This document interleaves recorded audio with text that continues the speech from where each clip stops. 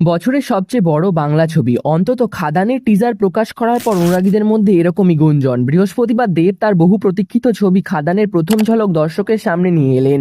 আগেই জানা গিয়েছিল কয়লাখনি অঞ্চলের সমাজ জীবন এই ছবির প্রেক্ষাপট। লম্বা চুল, একগাল দাড়ি, মুখে জ্বলন্ত পিড়ি। চমকে গিয়েছেন দেব।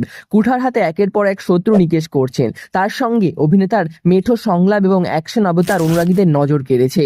ঝলকে দেখা মিলেছে যিশু সেনগুপ্তের। গত কয়েক বছর মূলত পারিবারিক ছবিতে দর্শক টেনেছিল দেব। গত বছর ব্যোমকেশ, দুর্গরহস্য, বাঘাযতীন বা প্রধানের মতো ছবিতে দেবকে অ্যাকশনে দেখা গেলেও অনুরাগীদের দাবি ছিল পুরোপুরি বাণিজ্যিক অ্যাকশন ছবিতে তিনি যেন দ্রুত ফিরে আসেন। খাদানের মাধ্যমে দেব অনুরাগীদের কথার সাড়া দিয়েছে।